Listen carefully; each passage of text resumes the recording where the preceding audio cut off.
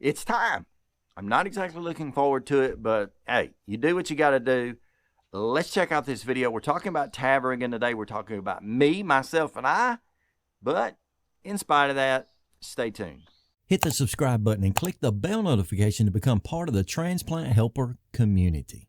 Hey, Transplant Helper community, it is T-1 from having my TAVR procedure done on tomorrow. Now, if you don't know what TAVR is, that basically means transcatheter aortic valve replacement, which is the surgery I'm going to be going through pretty much about this time tomorrow. Hopefully, I'll be laying on a slab in an operating room, completely knocked out, not knowing what's going on and not caring. At least that's the way it's planned to be. Anyway, I am going through the procedure on tomorrow, so please keep me in your prayers. I've got several doctor's appointments even today as I go in for my pre-op testing, go and meet with the doctors and get kind of a second opinion, as they call it, basically to get some rundowns on the actual numbers where my current valve stenosis stands, and hopefully get a baseline as far as where I'll be if this procedure goes smoothly and if it does what it's supposed to do. Now, many of you already saw the last couple of videos I did, one of which was explaining in simple terms the TAVR procedure. If you haven't, I'll link it up here in the corners. You can go ahead and check that out. Just kind of gives you a rundown of what the TAVR procedure is like and what the benefits versus risk are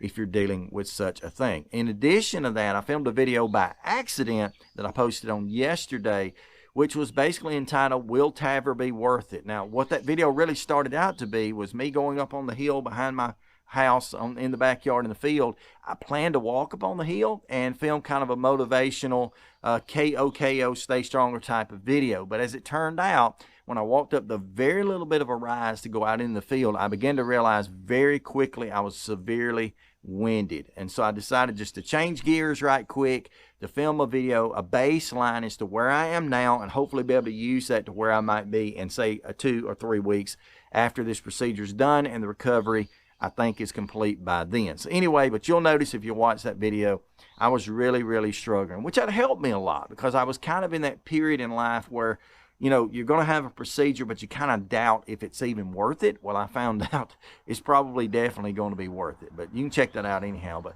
today, again, I do have a couple of appointments. Tomorrow, by this time, I'll be having the procedure. Many of you have asked, Jim, are you scared? Are you afraid? Are you nervous? Whatever. Are you anxious? I think that answer to that very simply is, yeah, I'm starting to get that way. I don't know what it is. Back when I had my transplant done 6 years ago, there was really no nervousness or fear about it. Now, leading into it, I thought there would be, but I think by the time it actually came down the pipes and actually went through, I wasn't nervous at all.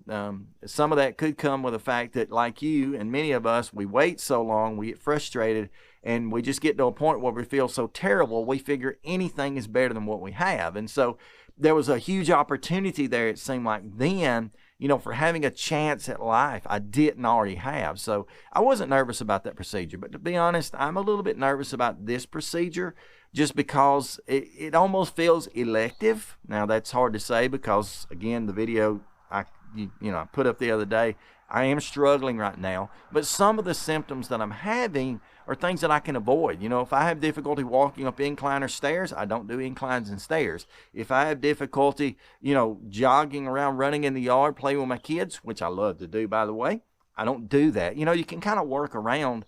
And so it almost feels like an elective procedure because what's going on with me now doesn't always affect my daily life. You know, yes, I can get up and take a shower. I can, you know, fix a meal. I can eat. I can, you know, I can walk. I can do things. I can function. So, you know, it felt a little bit elective, but that video proved that it wasn't.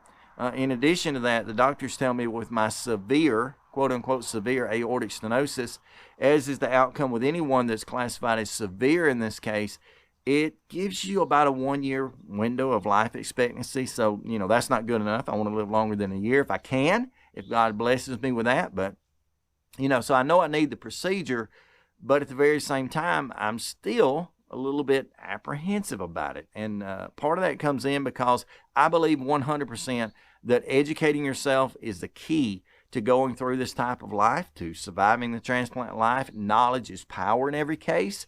And I've spent countless hours, probably way too many hours in the last few weeks, actually studying, TAVR procedure, reading documents, watching videos, particularly a lot of videos about the TAVR procedure, about how it's done, the outcomes and all. And it kind of came down to last night. My wife had stumbled across a video because she's curious as well. Stumbled across a video where it showed an entire TAVR procedure being done. I think it's a 35-minute video. And I'm going to tell you what, it was unnerving, to say the least. Not that the procedure itself seems so bad.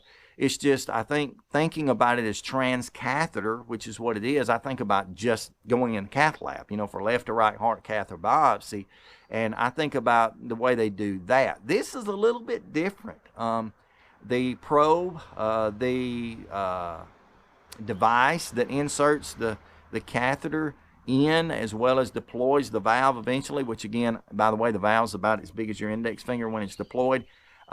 It's pretty large. And so the doctors go in, and instead of kind of poking or instead of nicking the skin in the groin to get to the femoral artery, they cut. And this cut's like 1/2 inch, 3/4 inch long, which doesn't seem very big until you realize they're not just cutting skin, they're cutting the femoral artery like that. And as one of the doctors said on the video, something to the effect of, we want really, really good access when we get to that femoral artery. And he said, we like to see blood. And I'm not really that woozy when I see blood typically, but this is a lot of blood, folks. This is not just an oozing. This is not kind of a little spurt. This is a squirt. And just, this number. Yeah, you have to visualize it, but I saw it.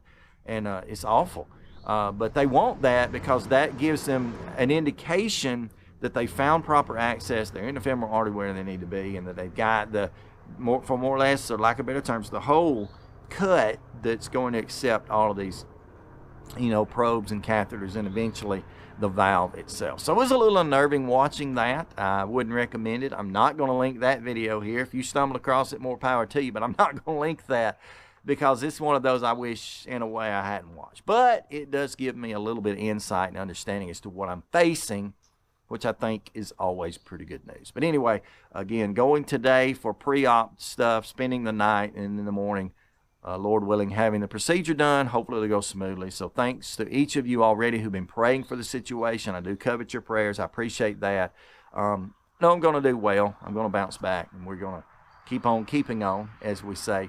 But I will keep you updated as well. I'll be in CICU. That's cardiac intensive care. I can't think now. CICU.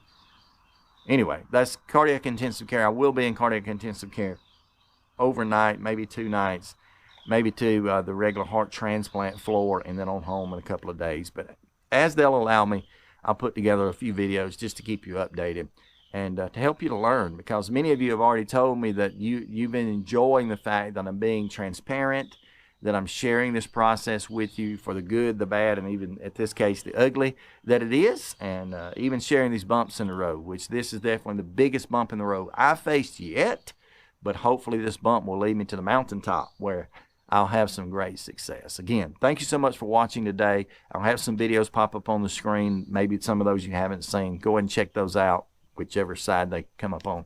And yeah, I really appreciate it. I love each of you. And until next time, please stay stronger, friends.